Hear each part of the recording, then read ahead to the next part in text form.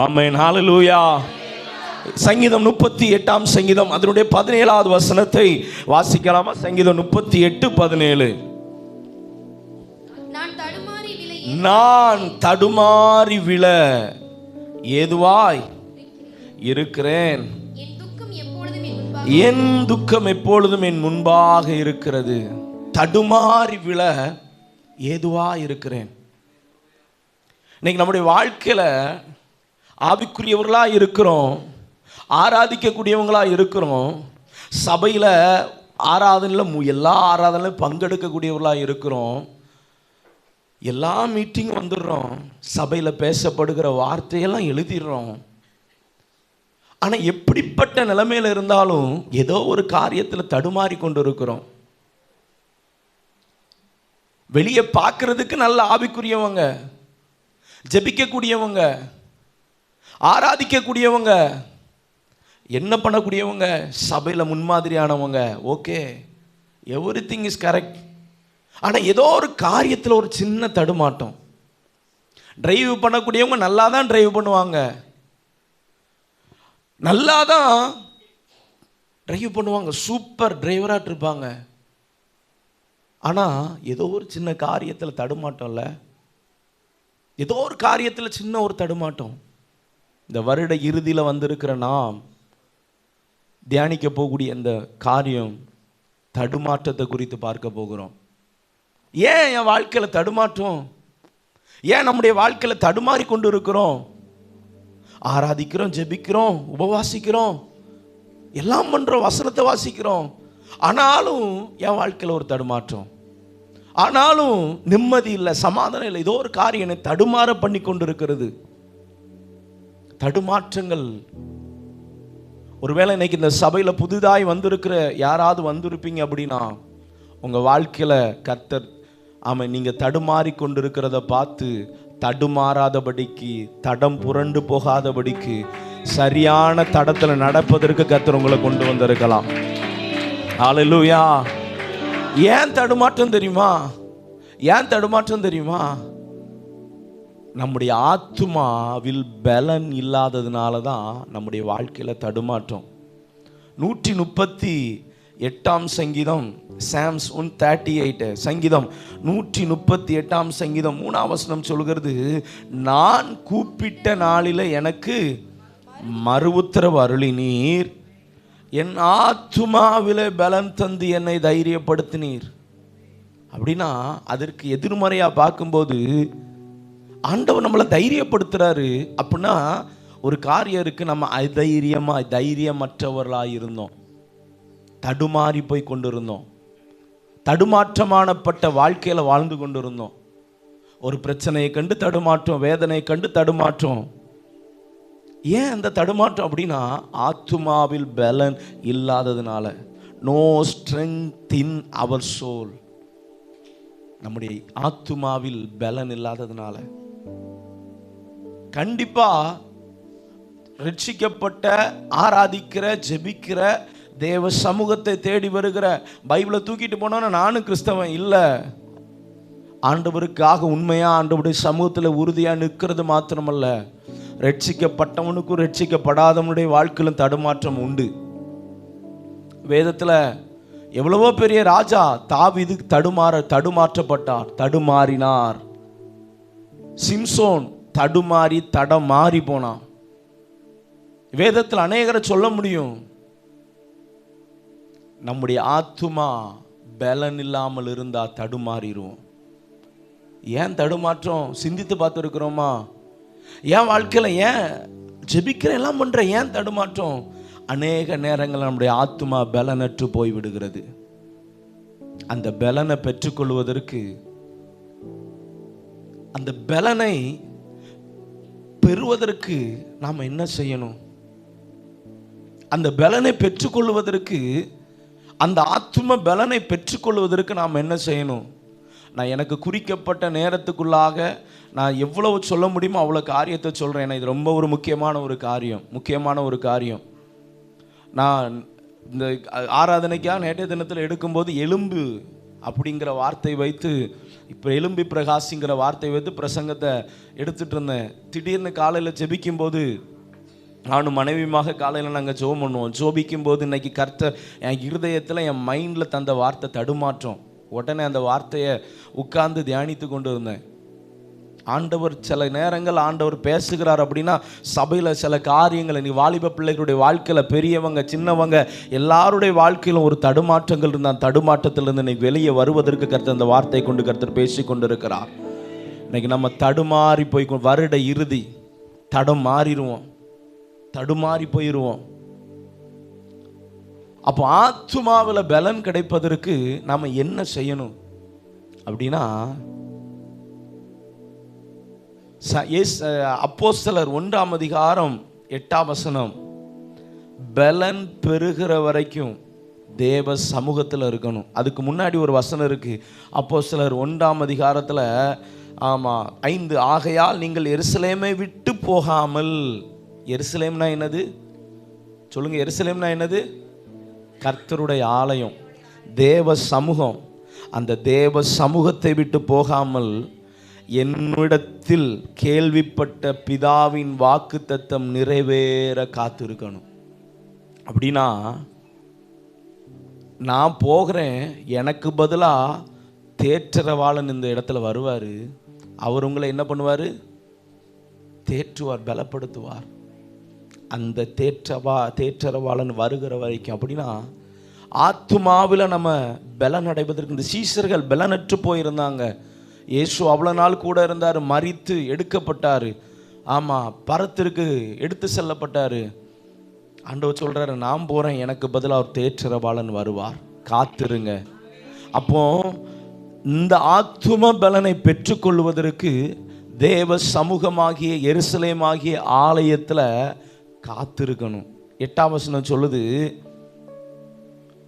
பரிசுத்தாவி உங்களிடத்தில் வரும்போது நீங்கள் பலனடைந்து யூதேயா எருசலேமிலும் யூதேயா முழுவதிலும் சமாரியாவிலும் பூமியின் கடைசி பரியந்தமும் எனக்கு சாட்சிகள். அப்படின்னா பலன் பெறுகிற வரைக்கும் தேவ சமூகத்தில் காத்திருக்கணும். ஆமாம், எப்போ ஆண்டவர் நம்மை பலப்படுத்துகிறாரோ அந்த பலனை பெற்றுக்கொள்ளுகிற வரைக்கும் தேவ சமூகத்தை காத்திருக்கணும். நான் சொல்லட்டா, தேவ சமூகத்தில் காத்திருந்த ஒருவனையும் கர்த்தர் சும்மா விடலை. அன்னாள் தேவ சமூகத்தில் தன்னுடைய வாழ்க்கையில் அத்தனை வருஷமாக சபைக்கு போயிட்டு தான் இருந்தா, பலி செலுத்தி கொண்டு தான் இருந்தா, நம்மளை மாதிரி ஆராதிச்சுட்டு இருந்தா. ஆமாம், நான் சொல்லுவேன் எங்கே போனாலும், ஆமாம் நான் சொல்லுவேன், அடிக்கடி சொல்லுவேன். அதே மாதிரி நம்ம பாஸ்டர்ஸ் எத்தனை பேர் தெரியும் தெரியல, சாமுவேல் ஜெபராஜ் பாஸ்டர் அவங்களும் சொல்லுவாங்க, 3 கூட்டம் உண்டு சபைக்கு. ஒன்று கிறிஸ்மஸுக்கு மாத்திரம் வரக்கூடிய கூட்டம், இந்த பண்டிகை நாட்கள் மாத்திரம் வந்து நிற்கக்கூடிய கூட்டம். அதுக்கு பிறகு ஆமாம் கல்யாணத்துக்கு மாத்திரம், கல்யாணம் நடத்துறதுக்கு பிள்ளைகளுக்கு கல்யாணமாக இருந்தால் மாத்திரம் ஆமாம் அந்த அந்த தகுதி பத்திரம் வாசிப்பாங்கள்ல, இன்னைக்கு பாஸ்ட் வாசித்தாங்களா, அதை மாதிரி வாசிக்கக்கூடிய நேரம் மாத்திரம் வரக்கூடிய கூட்டம் உண்டு. பண்டிகைக்கு தகுதி பத்திரம் வாசிக்கிறதுக்கு இங்கே எப்படின்னு தெரில, எங்கள் ஏரியா பக்கத்துலலாம் இந்த கிறிஸ்மஸுக்கு நியூ இயருக்கு போவாங்க. அதே மாதிரி இன்னொரு கூட்டம் உண்டு, ஆமாம் திருவிருந்துக்கு மாத்திரம் போகக்கூடிய கூட்டம். நம்ம ஆவிக்குரிய சபையில் அப்படி உண்டு இல்லை? ஆமாம், நம்மளே லேசப்பட்ட ஆட்கள் இல்லையே ஆவிக்குரிய சபையில் இருக்கக்கூடியவங்களும். உண்மை தானே? ஆமாம், நல்லதை தானே, நானும் கரெக்டாக தானே சொல்கிறேன். என்ன பாசிட்டிவ்ல, ஏன்னா நாங்களும் சபையை நடத்துகிறோம், அதனால தானே சொல்கிறேன். ஹல்லேலூயா. அப்படி அல்ல, அப்படி தேவைக்காக மாத்திரம் ஆண்டவரை தேடி வருகிற கூட்டம் அல்ல. ஆத்துமாவில் ஒவ்வொரு நாளும் தேவனுடைய பலனை பெற்றுக்கொள்ளுகிற ஜனமாய், தேவ சமூகத்தில் எப்போது விடியும் என்று காத்திருக்கிற ஜாமக்காரனை போல ஆண்டவருடைய சமூகத்தில் வந்து தரித்திருந்து அவர் தருகிற பலனை, அவர் தருகிற பரிசுத்தாவினுடைய வல்லமையை பெற்றுக்கொண்டு அந்த வல்லமையோடு கடந்து செல்லுகிற ஒரு கூட்டமாய் தான் கர்த்தர் உங்களை என்னை எதிர்பார்த்து கொண்டிருக்கிறார். ஹல்லேலூயா.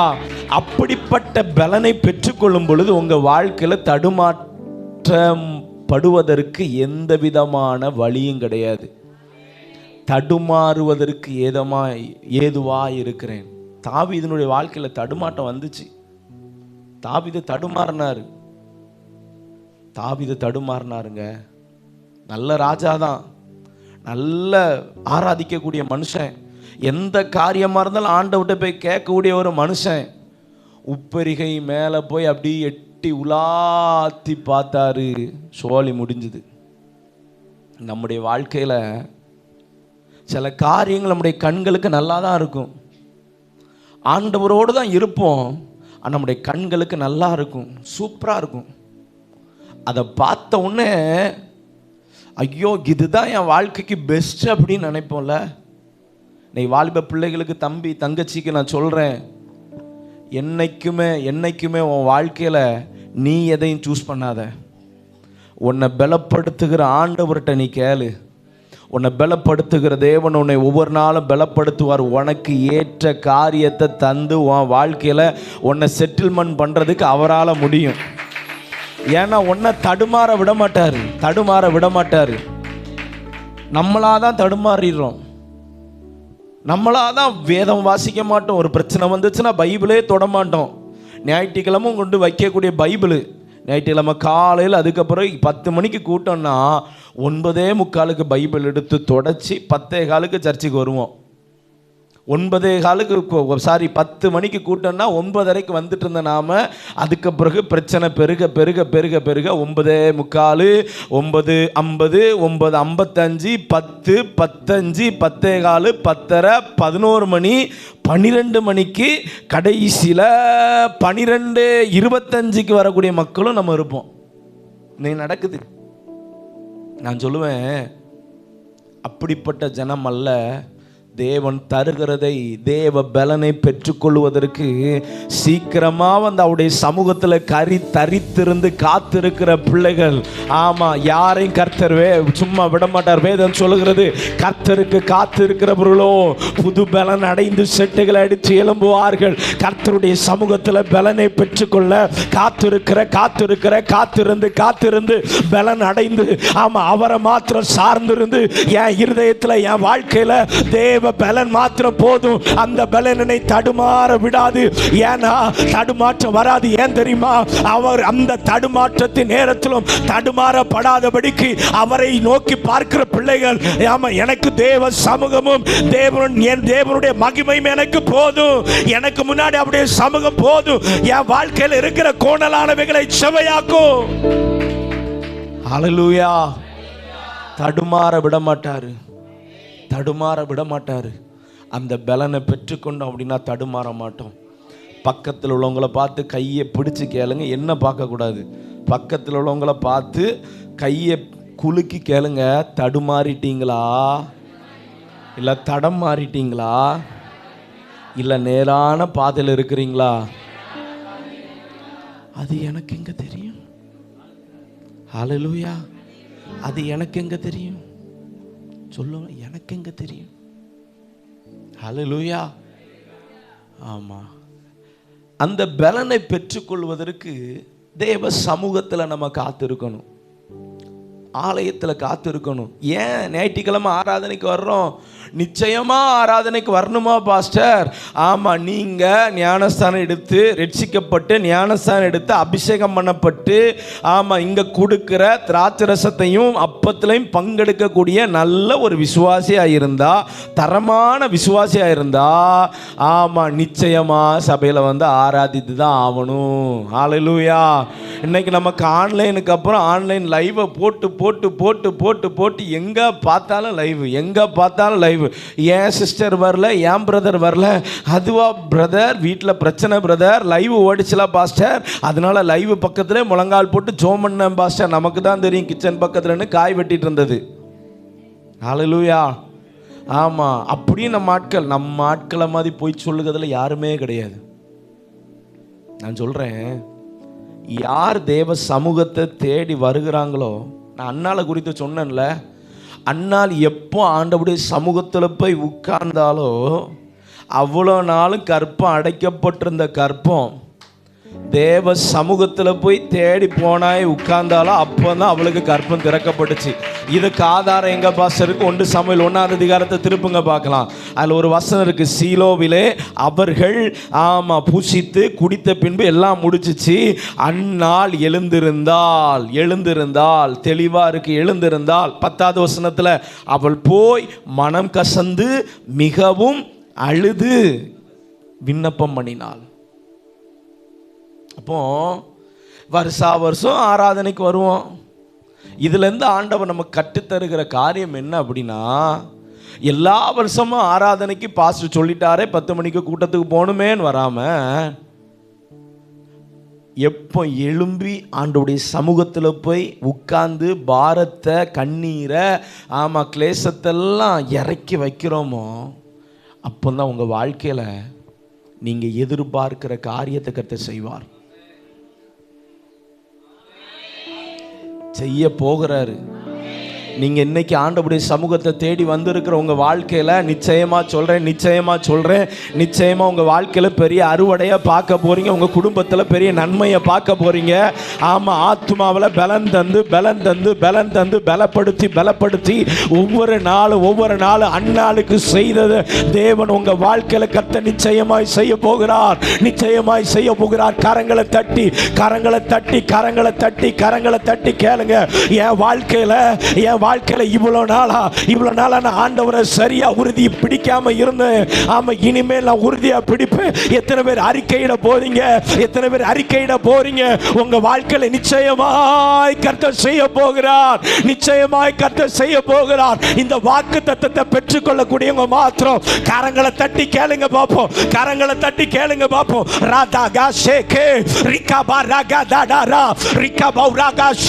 தடுமாற்றங்கள் மாற போகிறது.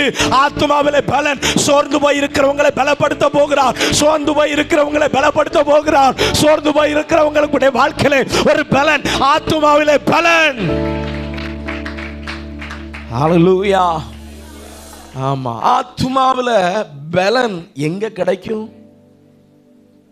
கர்த்தருடைய ஆலயம்.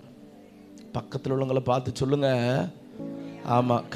நான் சொல்ல கையை பிடிக்க சொன்னேன். கையை பிடிச்சு ஆலயத்தை மிஸ் பண்ணிடாதீங்க. என்ன பார்த்து ஆலயத்தை மிஸ் பண்ணிடாதீங்க. அவங்கள பார்த்து சொல்ல சொன்னேன், ஆலயத்தை மிஸ் பண்ணிடாதீங்க. இந்த இடம் தான் பலன் உள்ள இடம். இந்த இடம் தான் பலப்படுத்துகிற இடம்.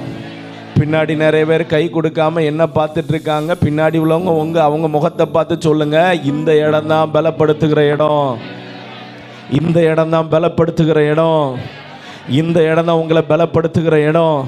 எத்தனை பேர் நம்புகிறீங்க இந்த இடம் என்னை பலப்படுத்த வல்லமை உள்ள இடம்? ராதா ஹஷியா துணமா ரக துடரமனா. ஹல்லேலூயா. ஆமென். ஆத்துமாவில் பலன் எப்படி கிடைக்கும்? அம்மாமாரே ஐயாமாரே சொல்லுங்க, ஆத்துமாவில் பலன் எப்படி கிடைக்கும்? எனக்கு தரப்பட்ட நேரம் முடிய போகிறது, நான் முடிக்கணும். சீக்கிரமாக சொல்லுங்க, ஆத்துமாவில் பலன் எப்படி கிடைக்க போகும்? எப்படி கிடைக்கும்?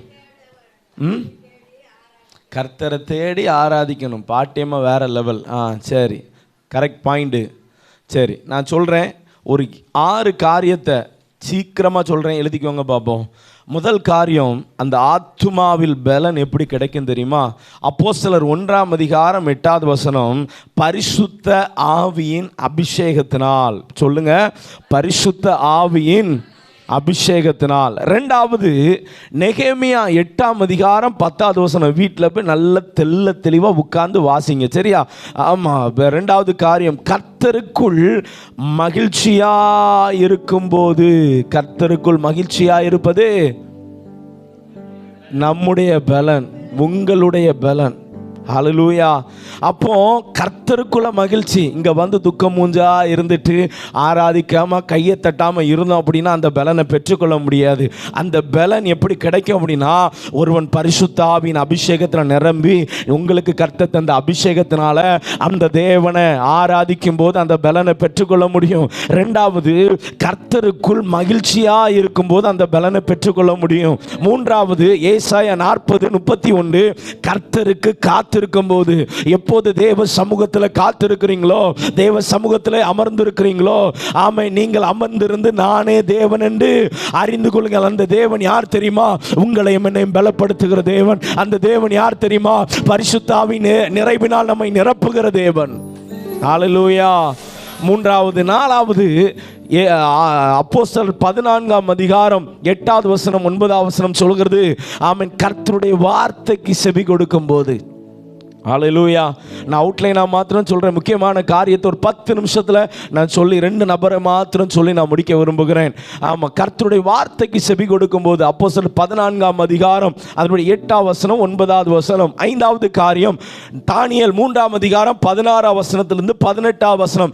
கர்த்தருக்குள் வைராக்கியம் பாராட்டும் போது அந்த நேபுகாத்நேச்சார் இந்த தானியேலுடைய நண்பர்களை சாத்ராக், மேஷாக், ஆபேத்நேகோவை அக்கினி சூளையில போடுறாங்க. அவங்க சொல்றாங்க, நாங்கள் ஆராதிக்கிற எங்கள் தேவன் எங்களை தப்புவிக்க வல்லவராய் இருக்கிறார். நான் சொல்றேன், ஆமா, தடுமாற பண்ணுகிற அவங்க, நீங்க இதை நாங்க என்ன பொருட்களை வச்சிருக்கிறோமோ அவங்கள தான் வணங்கணும். இவங்க சொல்றாங்க அதெல்லாம் பண்ண முடியாது. இவங்க வாழ்க்கையில் ஒரு தடுமாற்றத்தை உண்டு பண்ணுகிறாங்க, ஒரு தடுமாற்றத்தை கொண்டு வருகிறான். ஆனா இவர்கள் கர்த்தருக்காக வைராக்கியமா இருந்ததுனால தடுமாறாதபடிக்கு கர்த்தர் அவர்களை பாதுகாத்தார். நான் சொல்றேன், அக்கினி போட்டாலும் தடுமாறாதீங்க. ஆமா, அக்கினி சூளைக்குள்ள போட்டு தீ 7 மடங்கு எரிந்தாலும், பிரச்சனை பெருசா வந்துகிட்டே இருந்தாலும் பிரச்சனையை கண்டு தடுமாறாதீங்க. அந்த பிரச்சனை நடுவில் கர்த்தருக்காக வைராக்கியமாய் நிற்கும் பொழுது, கர்த்தருக்காக வைராக்கியமாய் நிற்கும் பொழுது உங்க வாழ்க்கையில, இன்னைக்கு அநேகருடைய வாழ்க்கையில பிரச்சனையை கண்டு, இந்த பிரச்சனை என் வாழ்க்கையில நடந்துட்டே இருக்கு, நான் எப்படி விடுதலையாக்க முடியும்? நான் சொல்றேன், கர்த்தருக்காக வைராக்கியமாய் நிற்கிற, ஆமென், ஒரு சாத்ராக், மேஷாக், ஆபேத்நேகோவை போல வைராக்கியமாய் நிற்கும் பொழுது, வைராக்கியமாய் இருக்கும் பொழுது, நீங்கள் ஆராதிக்கிற உங்கள் தேவன் உங்களை தப்புவிக்க வல்லவர், தப்புவிக்க வல்லவர், தப்புவிக்க வல்லவர். சிங்க கெபிக்குள்ள போட்டாலும், சிங்க கெபிக்குள்ள போடப்பட்டாலும் நீங்கள் ஆராதிக்கிற தேவன் உங்களை பலப்படுத்த வல்லமை உள்ளவர். ஹல்லேலூயா. அடுத்த காரியம், 6வது காரியம், கர்த்தரை துதிக்கும் போது. சிறைச்சாலைக்குள்ள அடைக்கப்பட்ட பவுலும் சீலாவும் கர்த்தரை துதித்தாங்க. இவங்க சிறைச்சாலைக்குள்ள போட்டோன்னு தடுமாறிடுவாங்க நினைச்சாங்க, இல்ல, தடுமாறல, துதிக்க ஆரம்பிச்சாங்க. தடுமாற பண்ணணும்னு நினைச்சவங்களை கர்த்தர் பக்கம் கர்த்தர் திருப்பினார். இன்னைக்கு நான் சொல்லுவேன், மனுஷன் நம்மளை எப்படிதான் எத்தனை வார்த்தை சொல்லி உலகம் தடுமாற பண்ணினாலும், ஆவிக்குரிய தேவ பிள்ளைகளை தடுமாற பண்ணுகிற அநேக காரியங்கள் எழும்பினாலும் கர்த்தர் அந்த தடுமாற்றத்திலிருந்து நம்மை தூக்கி நிறுத்துகிற தேவனாய் இருக்கிறார். ஹல்லேலூயா, ஹல்லேலூயா. ஏன் தடுமாற்றம் அப்படின்னு சொல்லி ஒரு 5 காரியத்தை மாத்திரம் நான் 10 நிமிஷத்துல நான் சொல்லி முடிக்க விரும்புகிறேன். என்ன கவனிங்க. ஏன் தடுமாற்றம்? தடுமாறினவங்க யாரு அப்படின்னு சொல்லி நான் ஒரு சிலரை மாத்திரம் சொல்ல விரும்புகிறேன். முதலாவது, நம்முடைய வாழ்க்கையில் ஏன் தடுமாற்றம் வருது தெரியுமா? ஏன் தடுமாற்றத்தினால விழுந்து போனவங்க உண்டு, தடுமாற்றத்தில் விழுந்து போய் திரும்பவும் எழும்பினவங்க உண்டு. வேதத்தில் தடுமாறி விழுந்து போனதுல ஒன்று ஆதாமும் ஏவாளும். சாத்தான் சர்ப்பத்தினுடைய வார்த்தைக்கு செவி கொடுத்தாங்க. முதலாவது காரியம், ஏன் தடுமாற்றம் தெரியுமா? கர்த்தருடைய வார்த்தையை கீழ்ப்படியாததுனால தடுமாற்றம். ஏன் தடுமாற்றம் தெரியுமா? இன்னைக்கு நான் ரட்சிக்கப்பட்டு ஞானஸ்நானம் எடுத்துட்டேன், அப்படி எடுத்துட்டேன், இப்படி நடக்கணும், அப்படி செய்யணும், இப்படி செய்ய நினைக்கிறோம். ஆனா இந்த வேத வார்த்தைக்கு நம்ம செவி கொடுக்கறது இல்லை. உலகம் சொல்றத, குடும்பம் சொல்றத, சொந்தக்காரங்க சொல்றத கேட்டுட்டு அப்படிதான் செய்யணும், இப்படிதான் செய்யணும் நினைக்கிறேன். இல்லை, உங்க வாழ்க்கையில தேவனுக்காக விட வேண்டியதை விட்டு அவருடைய வார்த்தைக்கு செவி கொடுக்கும் போது, ஆமா, நீங்களும் உங்க வீட்டார் ரட்சிக்கப்படுவீங்க. நோவாவும் அவனுடைய பிள்ளைகளும் பேழைக்குள்ள காப்பாற்றப்பட்டது எதனால தெரியுமா? அவன் நீதிமான இருந்ததுனால மாத்திரமல்ல, அந்த நோவா கர்த்தர் சொன்னபடி செய்தான், கர்த்தருடைய வார்த்தைக்கு செவி கொடுத்தான். இன்னைக்கு கர்த்தர் உங்க வாழ்க்கை, உங்க பிள்ளைகளை, உங்களை ரட்சிப்பதற்கு ஒரு பேழையாகிய சபையை உருவாக்கி இருக்கிறார். அப்படின்னா கர்த்தருடைய வார்த்தைக்கு செவி கொடுத்து இந்த பேழையாம் சபைக்குள்ள இருக்கும் பொழுது கர்த்தர் பாதுகாப்பார். ஹல்லேலூயா. கர்த்தருடைய வார்த்தைக்கு கீழ்ப்படியணும். நோவா காப்பாற்றப்பட்டான், தடுமாறப்படக்கூடிய சூழ்நிலைமையில காப்பாற்றப்பட்டான். ஆதாமும் ஏவாளும் தடுமாறதுனால இப்போ நம்மளும் அதே மாதிரி தான் தடுமாறிட்டு இருக்கிறோம். ஆமாவா இல்லையா? ஆண்டவுடைய சத்தத்தை கேட்கறதுக்கு பதிலாக சர்ப்பத்தினுடைய வார்த்தைக்கு செவி கொடுத்ததுனால ஒரு அப்படியே லைட்டாக இனிமையாக இருந்த வார்த்தைல இன்னைக்கு நமக்கு சபையில் பேசப்படக்கூடிய வார்த்தையை காட்டிலும் யாரோ ஒருத்தர் நமக்கு நெருக்கமானவங்க சொல்லக்கூடிய வார்த்தை நமக்கு காதுக்கு இனிமையாக இருக்கும். இல்லை, உங்களுக்கு இந்த இடத்துல கர்த்தர் என்ன பேசுகிறாரோ அந்த வார்த்தைக்கு நீங்கள் செவி கொடுக்கும்போது நீங்களும் உங்கள் குடும்பமும் ரட்சிக்கப்படுவீங்க, உங்கள் பிள்ளைகள் ரட்சிக்கப்படுவீங்க, உங்கள் வாழ்க்கையில் நீங்கள் நன்மையை சுதந்திரிப்பீங்க. ஆமாம், இந்த பேழைக்குள்ளே நீங்கள் வந்துட்டீங்க அப்படின்னா இந்த பேழையிலிருந்து கர்த்தர் உங்களை பாதுகாத்து கொண்டு செல்லுவார். இந்த பேழைக்குள்ளே நீங்கள் வந்துட்டீங்க அப்படின்னா உங்கள் குடும்பம் பாதுகாக்கப்படும். ஆமாம், இந்த பேழைக்குள்ளே நீங்கள் வந்து ஏன் சண்டை ஆராதிக்க சொல்கிறேன் தெரியுமா? இந்த பேழையில் சண்டை வந்து பேழைக்குள்ளே வந்து ஆராதிக்கும் போது, அவரை துதிக்கும் போது, ஆமாம், உங்கள் வாழ்க்கையில் பாதுகாப்பு உண்டு, உங்கள் வாழ்க்கையில் ஆசீர்வாதம் உண்டு, உங்கள் வாழ்க்கையில் நன்மையை பார்க்க முடியும். ஹல்லேலூயா. ரெண்டாவது, இதுல கர்த்தருடைய வார்த்தைக்கு செவி கொடுக்காதது சவுலையும் சொல்லலாம். அமலேக்கியரை வீழ்த்த சொன்னாங்க ஆண்டவர் சாமுவேலை கொண்டு. இவன் அமலேக்கியரை என்ன பண்ணல? வீழ்த்தல. அதுல முதல் தரம் ரெண்டாவது தரத்தை இவன் பக்கம் எடுத்துட்டான், ராஜாவை காப்பாத்திட்டான். சாமுவேல் வந்து கேட்குறாரு, நான் எல்லாம் முடிச்சிட்டேன். சாமுவேல் சொல்றடே, உன் வீட்டில் இருக்கக்கூடிய ஆடு யாருடையதுடா? உன்னை அதை வீழ்த்து போட சொன்னனே, நீ அதை காப்பாத்தின. ஆண்டவர் உன்னை ராஜா இதுலேருந்து என்ன பண்ணிட்டாரு? தள்ளிட்டாரு. உன் அபிஷேகம் போச்சு. என்னைக்கு கர்த்தர் தாவீதை அபிஷேகம் பண்ணினாரோ, நான் சொல்கிறேன், நம்ம கர்த்தருடைய வார்த்தைக்கு செவி கொடுத்தா நம்ம மேலே வைக்கப்பட்ட அபிஷேகம் நமக்குள்ளே இருக்கும். கர்த்தருடைய வார்த்தைக்கு செவி கொடுத்தோம் அப்படின்னா தடுமாற மாட்டோம். சவுல் தடுமாறப்பட்டதுனால அவன் மேலே இருந்த அபிஷேகத்தை அவன் இழந்து போனான். நான் சொல்கிறேன், நீங்கள் தடுமாறினீங்க அப்படின்னா உங்கள் மேலே இருக்கிற அபிஷேகம் உங்களை விட்டு இழந்து போகிறோம். அந்த அபிஷேகத்தை இழக்கிறதுக்கு நீங்கள் தயாராகாதீங்க. தடுமாறாதபடிக்கு கர்த்தருடைய வார்த்தைக்கு செவி கொடுக்கக்கூடியவர்களாய் மாறுங்க. ஹல்லேலூயா, ஹல்லேலூயா. எத்தனை பேர் அந்த வார்த்தைக்கு செவி கொடுக்க விரும்புகிறீங்க? ரெண்டாவது பிரதிஷ்டையை காத்து கொள்ளாததுனால தடுமாற்றம். சிம்சோனுடைய வாழ்க்கையில் நியாயாதிபதிகள் 13ஆம் அதிகாரம் வாசிக்கும் போது 13ஆம் அதிகாரத்தில் சொல்றாரு, ஏமா உன் பையன் சாகிற வரைக்கும் நசரேனா இருப்பான்னு சொல்லி அந்த மனோவாவுக்கும் அவன் மனைவிக்கும், மனோவாவுடைய மனைவிட்ட சிம்சோனுடைய தாயாட்ட சொல்றாரு. தூதன் அனுப்பி சொல்றாரு. இவன் என்ன பண்றான்? அந்த எல்லாத்தையும் பிரதிஷ்டையை உடைச்சிட்டான். அவனுக்கு என்ன பண்ணக்கூடாது? முடியே வெட்டக்கூடாது. அதானே இருக்கு. சபகரகன் கத்தி அவன் தலை மேலே என்ன பண்ணக்கூடாது? படக்கூடாது. பட்டுச்சா படலையா? சிம்சோன் மேலே பட்டுச்சா படலையா? எதனால் பட்டுச்சு? ஆமாம், செய்யக்கூடாத காரியத்தை தன்னுடைய பிரதிஷ்டையை காத்து கொள்ளாததுனால. நான் சொல்கிறேன், நம்ம கர்த்தருக்காக பண்ணின பிரதிஷ்டையை காத்து கொள்ளணும். பிரதிஷ்டையை காத்து கொள்ளாத போது தடுமாற்றம். பிரதிஷ்டையை காத்து கொள்ளாத போது தடுமாற்றம். பிரதிஷ்டையை காத்து கொண்டோம் அப்படின்னா தடுமாறி விழமாட்டோம். ஆவிக்குள்ள பலன் அடைந்து கொண்டே இருப்போம். ஹல்லேலூயா. எத்தனை பேர் இந்த காலவேளையில நான் அந்த பலனை பெற்றுக்கொள்ள விரும்புகிறீங்க? எத்தனை பேர் பலனை பெற்றுக்கொள்ள விரும்புகிறீங்க? எத்தனை பேர் அந்த பலனை பெற்றுக்கொள்ள விரும்புகிறீங்க? மூன்றாவது காரியம் கட்டளையிட்ட உடன்படிக்கையை மீறும் போது தடுமாற்றம். யோசுவா 7ஆம் அதிகாரம் 11வது வசனம் வாசிக்கும் போது, ஆகான் இஸ்ரவேலுக்கு தோல்வி வந்துச்சு. எரிகோ பக்கத்தில் போயிட்டாங்க, எல்லாம் முடிஞ்சிச்சு. எரிகோவை நீ சுற்றி எரிகோவை வீழ்த்தி எரிகோக்குள்ளே போகணும். எல்லாம் முடிஞ்சோடனே இந்த ஆகான் அங்கே இருக்கிற அவனுக்கு நல்ல அழகாக தோணின பாத்திரம் சால்வையெல்லாம் எடுத்துட்டான். இன்னைக்கு நமக்கு நல்லா தான் இருக்கும்.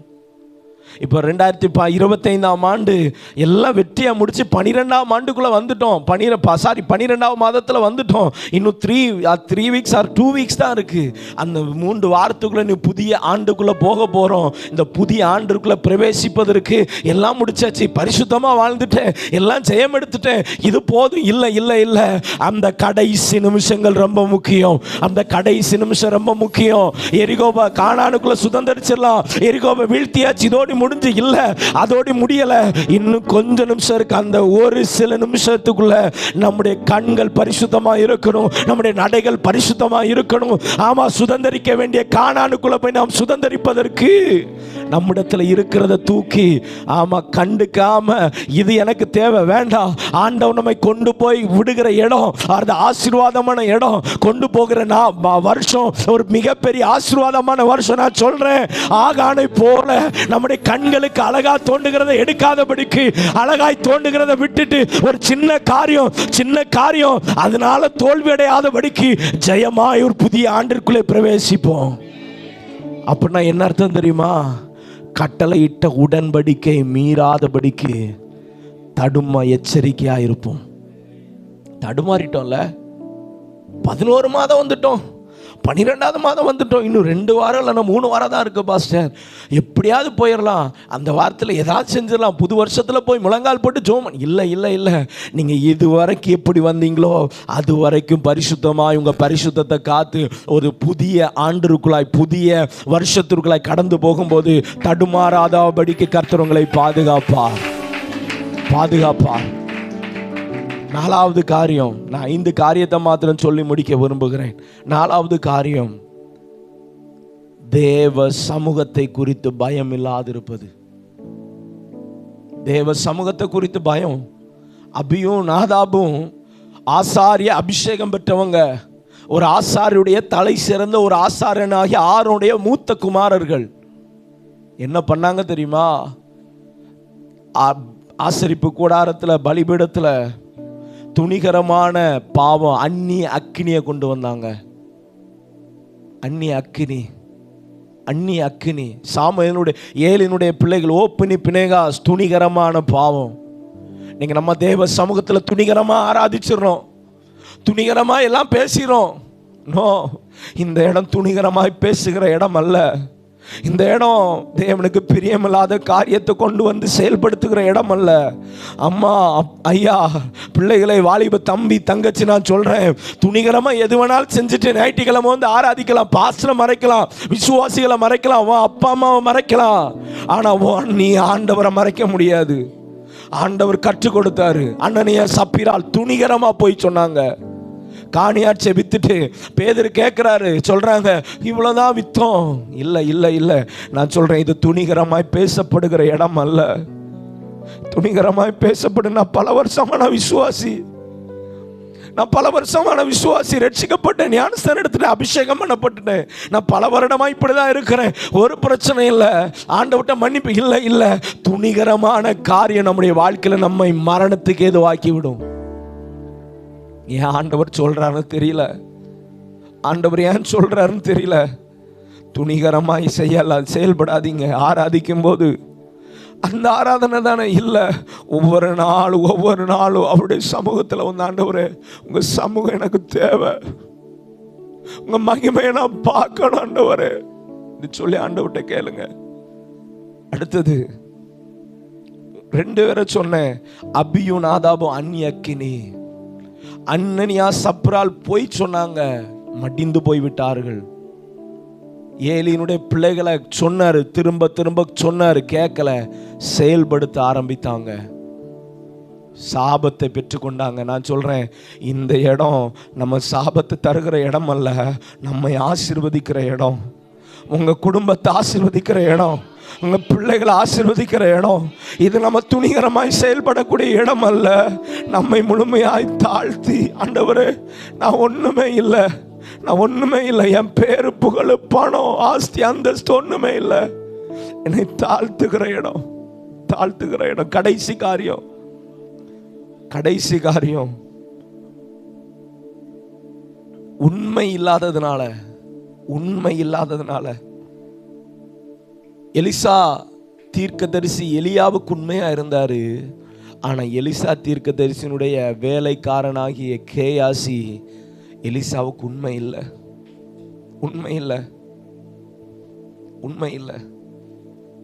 2 ராஜாக்களின் புஸ்தகம் 5ஆம் அதிகாரம் 22 27 வசனம் வரைக்கும் நாகமானுடைய காரியத்தை பார்க்கும்போது, நாகமான் சுகம் அடைவதற்கு எலிசா தீர்க்கதரிசி சொல்றாரு, செயல்படுத்துகிறான். முடிந்த பிறகு காணிக்க கொடுக்கிறாரு. வா, எலிசா தீர்க்கதரிசி வேண்டான்னு சொல்லிட்டாரு.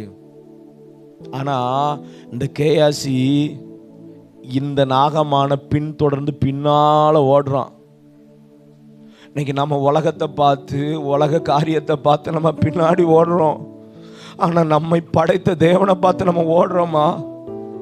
இன்னைக்கு நம்ம ஆண்டவருக்கு உண்மை உள்ளவர்களா இருக்கிறோமா? நானா இருந்தாலும் சரி, நீங்களா இருந்தாலும் சரி, இன்னைக்கு ஆண்டவருக்கு உண்மையா இருக்கிறோமா? Are you faithful to God?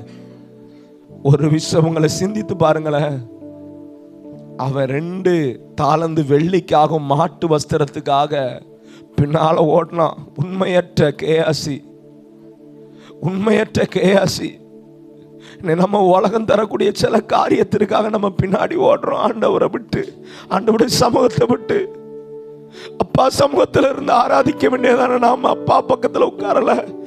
அப்பா பின்னாடி இருக்க வேண்டிய நாம உலகத்துக்கு பின்னாடி ஓடிட்டு இருக்கிறோம். நான் சொல்றேன், அப்படிப்பட்டவர்களாய் அல்ல. யூதாஸ் காரியத்தை பார்க்கும்போது உண்மையற்ற யூதாஸ் காரியத்தை அத்தனை வருஷம் ஆண்டவரோடு கூட இருந்தான். இயேசு செய்த அற்புதத்தெல்லாம் பார்த்தான். ஆனா 30 வெள்ளி காசுக்காக ஆண்டவரை காட்டி கொடுத்தான். ஏன் தெரியுமா நம்ம வாழ்க்கையில தடுமாற்றம்? ஏன் தெரியுமா அந்த தடுமாற்றம்? கர்த்தருடைய வார்த்தைக்கு கீழ்ப்படியாததுனால, நம்ம பிரதிஷ்டையை காத்து கொள்ளாததுனால, கட்டளையிட்ட உடன்படிக்கையை மீறுகிறதுனால, தேவ சமூகத்தை குறித்து பயம் இல்லாததுனால, பொருள் ஆசையை சார்ந்து உண்மை இல்லாதவர்களா இருக்கிறதுனால, இன்னைக்கு எத்தனை பேர் எந்த நிலைமையில தடுமாறி கொண்டு இருக்கிறோம்? நான் சொன்னேன், பலன், ஆத்துமாவில் பலன் கிடைச்சா தடுமாற மாட்டோம். அந்த பலன் உங்க வாழ்க்கையில இருந்துச்சுன்னா வார்த்தைக்கு செவி கொடுப்பீங்க, பிரதிஷ்டையை காத்து கொள்ளுவீங்க, உடன்படிக்கையை மீற மாட்டீங்க, தேவ சமூகத்தை குறித்து பயத்தோடு இருப்பீங்க, ஆண்டவருக்கு உண்மை உள்ளவர்களாக இருப்பீங்க.